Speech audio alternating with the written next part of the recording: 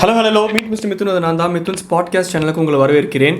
So இன்றைக்கி என்ன பேசலாம் அப்படின்னு யோசிச்சேன் அப்படின்னா, நேற்று ஒரு ட்ரால் சேனல் பார்த்துட்டு இருந்தேன். அதில் நீயா நானாவில் அவங்க ட்ரால் பண்ணிகிட்டு இருந்தாங்க. அதில் சொன்ன சில கருத்துக்கள் நீயா நானா வந்து மேக்ஸிமம் நான் ட்ரால் பண்ணதில்லை, நீங்கள் கவனிச்சிருந்தீங்கன்னா. ஏன்னா ட்ரால் பண்ணலான்னு எடுத்து உட்கார்ந்தோம் அப்படின்னா அதில் சொல்லக்கூடிய கருத்துக்கள் நம்மளை ட்ரிகர் பண்ணிடுதுங்க, நம்மளுக்கு கோவம் வந்துடுது. அதை பற்றி ஏதாச்சும் பெருசாக எக்ஸ்பிளைன் பண்ணணும் அப்படின்னு தோணுதா, அதனால் அதை பார்த்து ரியாக்ட் பண்ண ஒரு ஃபன்னாக அதை கடந்து போக முடியல. டக்குன்னு நம்மளுக்குள்ளே ஏதோ ஒரு இடத்துல எங்கேயோ சீரியஸான ஒரு ஆள் இருப்பான் போல். அது அப்பப்போ அதனால சரி ஓகே இருக்கவே இருக்குது, நம்ம ஆட்டோக்கார தம்பி எங்கப்பா அப்படின்னு பாட்காஸ்ட் சேனல் பக்கம் திரும்பிட்டேன். ஸோ அந்த ட்ரால் சேனலில் அந்த நீயா நானாவோட கிளிப்பிங்கை வந்து அவங்க ட்ரால் பண்ணும்போது அந்த கிளிப்பில் என்ன இருந்துச்சு, அதை பற்றி நான் என்ன நினைக்கிறேன், ஸோ அப்படிங்கிறத நார்மலாக பேசக்கூடிய டிஸ்கஸ் பண்ணக்கூடிய ஒரு பாட்காஸ்ட் தான் இது. ஒரு ஃப்ரெண்டுக்கிட்ட ஒரு தேர்ட் பர்சன் மாதிரி இல்லாமல் கொஞ்சம் க்ளோஸாக ஃபீல் பண்ணுற ஒரு ஃப்ரெண்டுக்கிட்ட ரொம்ப யதார்த்தமாக கேஷுவலாக சில விஷயங்கள் பேசுவோமா, பொதுவெளியில் பேசக்கூடிய தயங்கக்கூடிய சில விஷயங்களும் பேசுவோமா. ஸோ அந்த மாதிரி ஒரு ஆங்கிள் இருக்கக்கூடிய ஒரு கம்ப்ளீட் வீடியோ தான் இது. இது வந்து ரொம்ப இன்ஃபர்மேட்டிவாக இருக்காது. என்னோட சேனல், இந்த சேனல் ஃபுல்லாக அப்படி தான். இந்த சேனல் ஃபாலோ பண்ணுறவங்களுக்கு தெரியும், பண்ணாதவங்களுக்கு நான் சொல்லிக்கிறேன். ரொம்ப இன்ஃபர்மேட்டிவாக டான் பாயிண்ட், அப்பா பையன் கருத்தாக பேசுகிறக்கோ டான் பேசுகிறக்கோ டக்குன்னு அப்படியே அடுத்தடுத்து பொறுமையாக நிதானமாக ஜாலியாக பேசக்கூடிய ஒரு பாட்காஸ்ட்டு. உங்களுக்கு தூக்கம்லாம் வரல அப்படின்னா இந்த பாட்காஸ்ட்டை போட்டுட்டு தூங்குங்க, நானே சொல்கிறேனே. ஸோ அந்த மாதிரி ஒரு சேனல் தான் இது. அப்படி கொஞ்சம் கொஞ்சமாக பில்ட் ஆனாலும் பொறுமையாகவே இது பில்ட் ஆகட்டும் அப்படின்ட்டு எனக்கு பிடிச்சிருக்கு இது மாதிரி பேச, அதனால் பண்ணக்கூடிய ஒரு சேனல். ஸோ இன்ட்ரோடக்ஷன் கொடுத்தாச்சு. அந்த கிளிப்பில் என்ன பார்த்தேன் அப்படின்னா, ஆப்போசிட்டில் பெண்களும் அப்பாக்கள் கிட்ட எல்லாமே அப்டேட் பண்ணக்கூடிய பெண்கள். இப்போ ஏதோ ரீசெண்டாக வந்திருக்கும் போல் எபிசோட் நான் பார்க்கல. இந்த பக்கம் கணவர்மார்கள் அப்படின்னு சொல்லிட்டு நிறைய சுச்சுவேஷன் இருந்துச்சு. அதில் ஒவ்வொரு பெண்களும் சொன்ன விஷயங்கள், சொல்லக்கூடிய விஷயங்கள்லாம் பார்க்கும்போது ஷாக்கிங்காக இருக்குது. ஒரு ஒரு ரியாலிட்டிலே யாருமே வாழ்கிறதில்ல. அந்த பெண்களை எந்த அப்பா அம்மாக்களும் அந்த ரியாலிட்டிலே வச்சுக்கிறது இல்லை. ஏதோ ஒரு இடத்துல இந்த அப்பா அம்மாக்கள் ரொம்ப செல்ஃபிஷாக பிஹேவ் பண்ணுறாங்களோ அப்படின்னு எனக்கு தோணுது. நான் சொல்கிறது வந்து பசங்களோட பேரண்ட்ஸ்கிட்டையும் இந்த பிரச்சனை இருக்குது, பாய்ஸோட மாம்ஸ்கிட்டையும் இந்த பிரச்சனை நிறையவே இருக்குது. அதை பற்றி நம்ம நிறைய பாட்காஸ்ட் பேசியிருக்கோம். மறுபடியும் அதை பற்றி ஏதாச்சும் ஒரு டாபிக் வரும்போது, இல்லை அதை பற்றி நான் ஏதாச்சும் ஸ்டோரி கேள்விப்படும்போது மறுபடியும் நம்ம அதை பற்றி பாட்காஸ்ட் பேசுவோம். ஆனால் இன்றைக்கி வந்து அந்த கேர்ள்ஸ் சம்மந்தமான விஷயம் அப்படிங்கிறனால அந்த கேர்ள்ஸும் அவங்களோட அப்பா அம்மார்களும் டேட்ஸ் லிட்டில் பிரின்சஸ் அப்படிங்கிற பேரில் அவங்க பண்ணக்கூடிய விஷயங்கள் தான் வந்து இந்த பாட்காஸ்ட் நம்ம டிஸ்கஸ் பண்ண போகிறோம். ஸோ இது வந்து நான் சொன்ன மாதிரி தான், ரெண்டு ஜெண்டருக்குமே உண்டானது தான். அதனால் இது ஜெண்டர் பயாஸெல்லாம் இந்த பாட்காஸ்ட் நீங்கள் கேட்காதீங்க. அந்த வீடியோவில் என்ன பார்த்தேன் அப்படிங்கிறது மட்டும் சொல்லி நான் ஸ்டார்ட் பண்ணுறேன். ஸோ அந்த வீடியோவில் வந்து ஒரு பொண்ணு சொல்கிறாங்க, எங்கே போனாலும் எங்கள் அப்பாவை கூப்பிட்டு போகணும் ஆசை. சாட்டர்டே சண்டே ஒரு பீச்சுக்கு போனால் அங்கேயும் அப்பாவை கூப்பிட்டு வராரு. அப்புறம் அந்த மாப்பிள்ளை சொல்கிறாரு, சார் அவங்க அப்பா வந்து பொழுதுனிக்கும் வீட்டில் தான் சார் இருக்கிற 5 நாளும், சாட்டர்டே சண்டே ஒரு நாள் தான் வெளியே போகிறோம், அங்கேயும் கூட்டு வந்தால் எப்படி அப்படிங்கிற மாதிரி மாப்பிள்ளை சொல்கிறார். ஃபஸ்ட்டு நான் கூட நினச்சேன், சரி அப்பா அம்மா என்னைக்காச்சும் தான் வருவாங்க, அவங்கள ஒரு பீச்சுக்கு கூப்பிட்டு போனால் என்ன குறைஞ்சிருவார் இவர், மாமனார் பீச்சுக்கு கூடவா கூட்டிகிட்டு போக மாட்டார் அப்படின்னு நான் யோசிச்சுட்டு இருந்தேன். அதுக்கு தான் அந்த மாப்பிள்ளை, அந்த பையன் சொன்னார், மாமனார் கூடயே தான் இருக்கார், வாரத்தில் 5 நாளும் 6வது நாள் 7வது நாள் ஒன்று தான் வெளியே போகலான்னு யோசிக்கிறோம், அப்பயும் அவர் கூட வந்துடுறாரு அப்படிங்கிற மாதிரி அந்த மாப்பிள்ளை சொன்னார். அதுக்கு ஒட்டுமொத்த ஃபேமிலியுமே சிரிக்கிறாங்க உட்காந்துக்கிட்டு ஜாலியாக. ஒரு பையனுக்கு உள்ளுக்குள்ள அவ்வளோ மென்டல் ஸ்ட்ரெஸ் இருக்கும், வெளியே காட்டிக்க மாட்டான், வெளியே காமிச்சிக்காமல் அமைதியாக சுற்றிக்கிட்டு இருப்பானே தவிர்த்து அது இதெல்லாம் எவ்வளோ அவரோட ஃபேமிலிக்குள்ளே வந்து மறுபடியும் இன்வால்வ் ஆகிற மாதிரி இல்லையா. இன்னொருத்தனோட இல்லறத்துக்குள்ளே கணவன் மனைவி அப்படின்னா அது ஒரு இல்லறம் சார்ந்த விஷயம். இப்போது அந்த அப்பாவே இருக்கட்டும், அந்த பொண்ணோட அப்பாவுக்கு ஒரு மனைவி இருப்பாங்களா, அந்த பொண்ணோட அம்மா, அந்த பொண்ணோட அப்பா அம்மா 2 பேரும் இதே மாதிரி ஒரு இளமை காலத்தில் தனியாக என்ஜாய் பண்ணணும் அந்த ஃபேஸ் ஆஃப் லைஃப்பில். அந்த பொண்ணோட அப்பா அம்மா வந்து இவங்களோட லைஃப்பில் இன்டர்ஃபியர் ஆகிட்டே இருந்தாங்கன்னா இவங்களுக்கு ஒரு ப்ரைவசி கிடச்சிருக்குமா? இவங்க வந்து ஜாலியானா ஒரு லைஃப்பை இவங்களாம் யோசிச்சு பில்ட் பண்ண முடியுமா? எல்லாத்தையும் நான் வந்து பார்த்துக்கிறேன், பேம்பர் பண்ணுறங்கிற பேரில் இந்த குழந்தைங்களுக்கு எடுத்து வைக்கிற மாதிரி கல்யாணத்துக்கு அப்புறம் அது என்ன பொழுதுனிக்கும் பொண்ணு கூட பையனாக இருந்தால் பையன் கூட அவங்க அம்மா அப்படிலாம் இருக்கக்கூடாது. நமக்கான லைஃப் நம்ம கொஞ்சமாச்சும் வாழணும், அந்த கணவன் மனைவி அப்படிங்கிற வாழ்க்கையை. அதுக்கு பெரியவங்க தான் கொஞ்சமாச்சும் புரிஞ்சுக்கிட்டு நடந்துக்கணும். ஓகே ஆமாம் அவங்க இப்படி இருக்கணும், அவங்க அப்படி இருக்கணும், அவங்க அதெல்லாம் பார்த்து செயல்படணும், அவங்க சந்தோஷமாக இருக்கணும், நிம்மதியாக இருக்கணும் அப்படிங்கிற அந்த மெச்சூர்ட்னஸ் வரணும். பெரியவங்களே இப்படி பண்ணுறது சிரிப்பாக இருக்குது. அதுலேயும் அந்த பொண்ணு அவங்க அப்பா வேறு சொல்கிறார் சிரிச்சுக்கிட்டே, சார் நான் டெய்லி நைட்டு மாப்பிள்ளை கூட ஒரு 1 hour வாக்கிங் போவேன், என் பொண்ணு கூட போக மாட்டான், நான் தான் போவேன் அப்படின்ட்டு. அது கோபிநாத் ப்ரோ சொன்னார், கோபிநாத் அவர்களும் சொன்னாங்க, சார் இது அதோட பெரிய கொடுமையாக இருக்கே, டெய்லி நைட்டு எப்படி ஒரு மாப்பிள்ளை மாமனார் கூட வாக்கிங் போக முடியும்? Anything within the limit is beautiful தான். ஒரு பையன் ஒரு மாமனார் கூட வாக்கிங் போகிறது ஒரு பியூட்டிஃபுல் தான். இந்த பெண்களுக்குள்ளான உறவுகள் கூட ரொம்ப லேசாக டக்குன்னு பேசிப்பாங்க, டக்குன்னு புகழ்ந்துப்பாங்க. அந்த உறவு அப்படி இருக்கும், கொஞ்சம் ரொம்ப லேசாக இருக்கும்.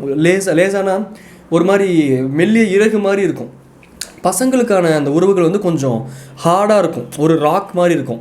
ஆனால் அந்த மாதிரியான உறவுகள், கொஞ்சம் ஹார்டாக இருக்கக்கூடிய தன்மை இருக்கக்கூடிய உறவுகள் இறகு மாதிரி பழகிறாங்க அப்படிங்கும்போது அது ஒரு பியூட்டிஃபுல்லான ஃபேஸ் தான்.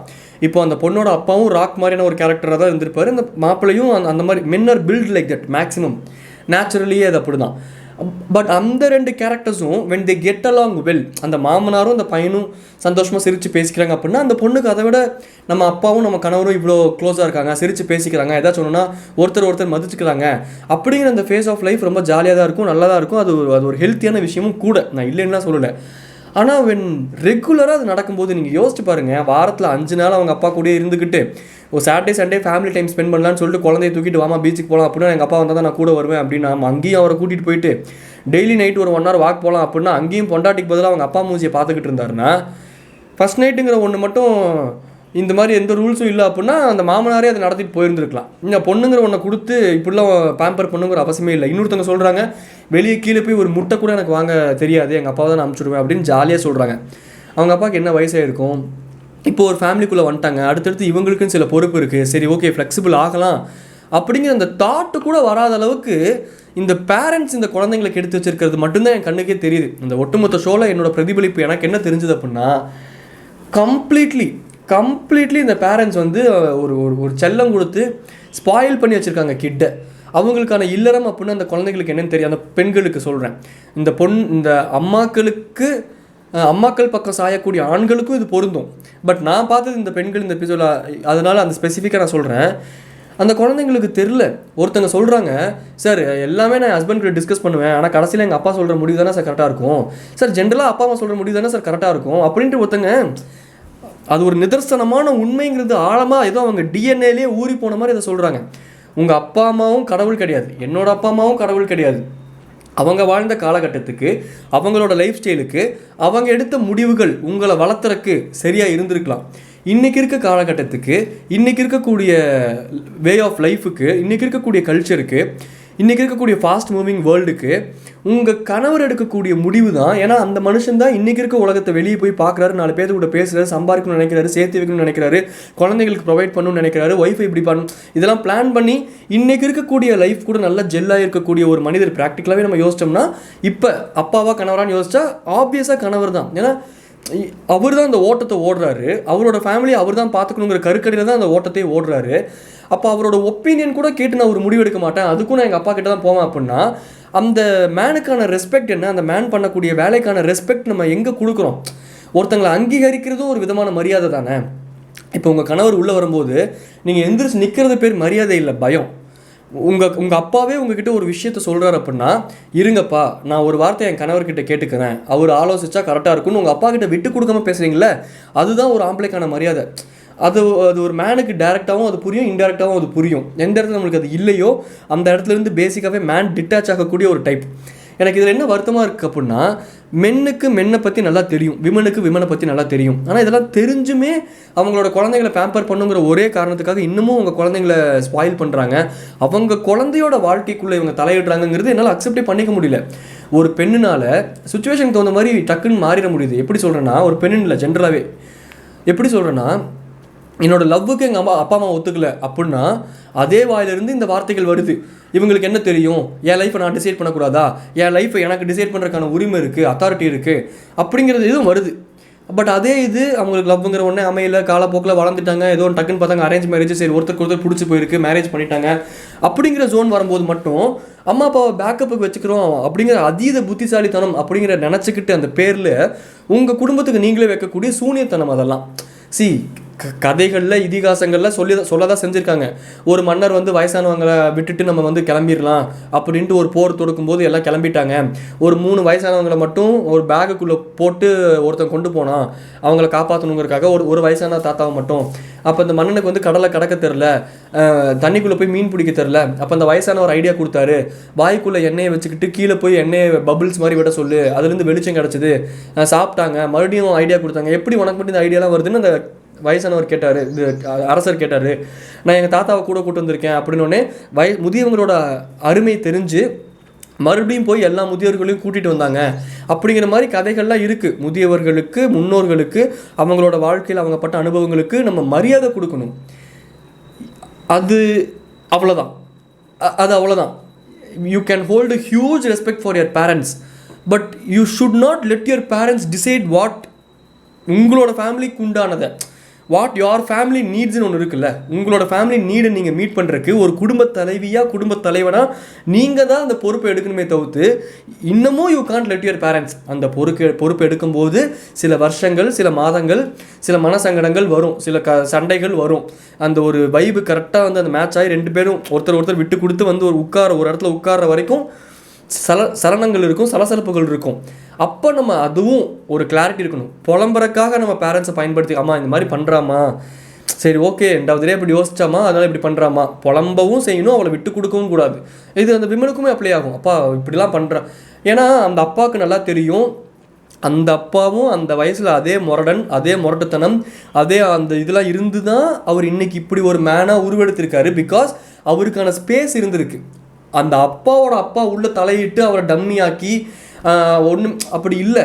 அவங்களாம் ஒரு கட்டத்துக்கு மேலே அவங்க லைஃப் அவங்க கையில் எடுத்துக்கிட்டனால தான் அவங்களுக்கு அந்த கான்ஃபிடென்ஸ் கிடச்சிருக்கு. நீங்கள் இன்னமும் உங்கள் அப்பா பின்னாடி போய் ஒளிஞ்சுக்கிறீங்க அப்படின்னா உங்களோட இல்லறம் அப்படிங்கிற ஒரு விஷயத்த நீங்களே விட்டு கொடுத்து உங்கள் லைஃபுக்கு நீங்களே சூனி வச்சுக்கிற ஒரு விஷயம். அது ஒரு ரொம்ப பேசிக்கான ஒரு விஷயம். இன்றைக்கி அந்த பேசிக்கான விஷயம் கூட குழந்தைகளுக்கு தெரியாத அளவுக்கு இந்த பேரண்ட்ஸ் பேம்பர் பண்ணி செல்லம் கொடுத்து இப்படி கெடுத்து வச்சுருக்காங்க அப்படின்னு யோசிக்கும் போது சீரியஸாக சொல்கிறேன், கேர்ள்ஸ் நிறைய பேர் நீங்கள் வந்து இப்படி இருக்கீங்க. அதை வந்து நான் ரொம்ப தாழ்மையாக ஒரு ஜாலியாக ஃப்ரெண்டுக்கிட்ட சொல்கிற மாதிரி நான் சொல்லி முடிச்சிடுறேன். யோசிச்சு பார்த்துக்கோங்க.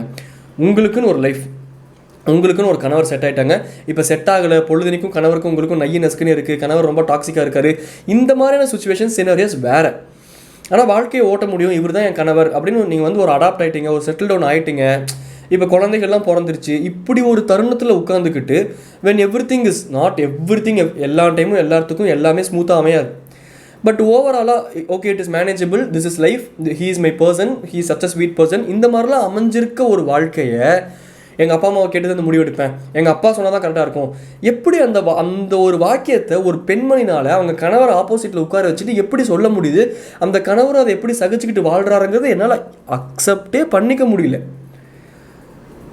எனக்கு அந்த சுச்சுவேஷன் அப்படி ஒன்று இருந்துச்சு அப்படின்னா I cannot take disrespect, I won't take disrespect. First இதுதான் நான் I expect this is my clarity, this is what I expect my family to be. இப்படி தான் நான் என்னோட நெக்ஸ்ட்டை பில்டு பண்ணணும்னு நினைக்கிறேன். இந்த கிளாரிட்டி உங்ககிட்ட இருந்தால் வா. சும்மா பொழுதுனிக்கும் எங்கள் அப்பா சொல்கிறது தான் கரெக்டு, எங்கள் அப்பா பண்ணால் மட்டும்தான் கரெக்டு, உன்னையெல்லாம் நான் கேட்கணுங்கிற அவசியம் இல்லைங்கிற டோனில் தான் நீ சுற்றுவ அப்படின்னா I am not the person for you அப்படிங்கிறத ஃபஸ்ட்டே கிளாரிட்டியாக சொல்லி அட்லீஸ்ட் அதையாச்சும் பண்ணணும். இல்லை நம்மளை மாதிரியே யோசிக்கக்கூடிய ஒரு பெண்மணியோ, ஒரு பெண்ணாக இருந்தீங்கன்னா ஒரு ஆணையோ நம்ம வைப்பில் இருக்கான், ஹீ ரெஸ்பெக்ட்ஸ் எவ்ரி எல்டர்ஸ். அதாவது நீங்கள் ஒரு முடிவு எடுக்கணும். You can ask opinions to your parents. என் அப்பா அம்மாவை நான் கேட்கலாம், அம்மா இப்படி பண்ணலான் இருக்கேன், இதனால இப்படி இருக்கும் அப்படின்னு நான் கேட்கலாம். என்னோட ஆள் அவரோட அப்பா கிட்டே கேட்கலாம், கண்டிப்பாக கேட்கணும். அவங்களோட ஏஜுக்கு அவங்க அனுபவத்தை நம்ம ரெஸ்பெக்ட் பண்ணணும். அவங்க நம்ம மேலே காட்டின அன்பை, நம்மளை வளர்த்ததை, அது பேர் தான் ரெஸ்பெக்ட். நம்ம போய் அவங்களுக்கு கேட்கணும், அது ரெஸ்பெக்ட். அந்த எண்டு டெசிஷன் அப்படிங்கிறத நீங்கள் தான் எடுக்கணும். எடுத்ததுக்கப்புறம் மறுபடியும் அதே பண்போடு மறுபடியும் அப்பா அம்மா கிட்ட உட்காந்து நாங்கள் இப்படி யோசித்தோம், நீங்கள் இப்படி சொன்னீங்க, நாங்கள் இப்படி ஒரு டெசிஷன் எடுத்திருக்கோம், இது இப்படி சரியாக வரும்னு நினைக்கிறோம், ஸோ நீங்கள் எதுவும் தப்பாலாம் எடுத்துக்காதீங்க அப்படின்னு கனிவோடு நீங்கள் சொல்கிறீங்களே, அது ரெஸ்பெக்ட். அது உங்கள் அப்பா அம்மாவை நீங்கள் கொடுக்குற ரெஸ்பெக்ட். அதை விட்டுப்புட்டு நடு வீட்டில் கூட்டு வந்து உங்கள் அப்பாவை உட்கார வச்சுக்கிட்டு உங்கள் புருஷனை ஓரம் கட்டிட்டு அந்த ஆள் என்னமோ டம்மிங்கிற மாதிரி ட்ரீட் பண்ணிக்கிட்டு உங்கள் அப்பா தான் அப்படியே நாட்டுக்கே ராஜா, அவர் நினச்சாருன்னா நொட்டிடுவார் அப்படிங்கிற மாதிரி அந்த மனுஷங்கிட்ட உங்கள் புருஷங்கிட்ட பிஹேவ் பண்ணிக்கிட்டு உங்கள் அப்பாவுக்கு இம்பார்ட்டன்ஸ் கொடுத்தீங்கன்னா இப்போ நல்லாயிருக்கும், சுகமாக இருக்கும். உங்கள் அப்பா அம்மா வீட்டுக்கு வரும்போது கறி எடுத்து சமைச்சு போடுறதும், உங்கள் அப்பா அம்மாவை ஓயின்னு பார்த்துக்கிறதும், ராஜா மாதிரி பார்த்துக்கிறதும், உங்கள் குழந்தைங்க கூட உங்கள் அப்பாவை கொஞ்சி விளையாடுறதுல எல்லாம் பார்க்கும்போது உங்கள் அப்பாவுக்கு ஆகா ஓகோ இப்படி பார்த்துக்கிட்டோம் அப்படிங்கிறது உங்களுக்கு சூப்பராக இருக்கும். அட் வாட் காஸ்ட், என்ன விலை அதுக்கு நீங்கள் கொடுக்குறீங்கன்னா உங்கள் கணவருக்கு உங்கள் மேலே இருக்கக்கூடிய பற்று கொஞ்சம் கொஞ்சமாக குறையும். அந்த விலையை தான் நீங்கள் கொடுக்குறீங்க. அந்த பற்று கொஞ்சம் கொஞ்சமாக குறையும் போது அது ஆட்டோமேட்டிக்காக ஃபேமிலி மேலேயும் ரிஃப்ளெக்ட் ஆகும், அந்த குழந்தைகள் மேலேயும். அந்த விலையை தான் நீங்கள் கொடுக்குறீங்க. ஸோ காலப்போக்கில் கொஞ்சம் கொஞ்சமாக கரையான் புத்து கரைக்கிற மாதிரி நீங்களே உங்களோட ஃபேமிலிக்கு சூனியை வச்சுப்பீங்க. உங்களோட அப்பா அம்மாவுக்கு ரொம்ப ஏஜ் ஆயிரும், நீங்கள் அவங்கள நல்லபடியாக பார்த்துப்பீங்க. And everyone this world has an end. So அவங்களுக்கும் ஒரு எண்டு வரும். அந்த எண்டுக்கு அப்புறம் உங்களுக்கு ஃபுல் ஸ்டாப் கிடையாது. உங்களோட லைஃப் கமா தானே, கமா போட்டுட்டு நீங்கள் அடுத்து எழுதக்கூடிய வாக்கியங்கள் அழகாக இருக்கணும் அப்படின்னா நீங்கள் ஸ்டார்டிங் சாப்டர்ஸ்லேருந்தே உங்களோட கணவரோட வாக்கியங்கள், உங்கள் கணவரை பற்றின சாப்டர்ஸ் அழகாக நீங்கள் எழுதியிருக்கணும்.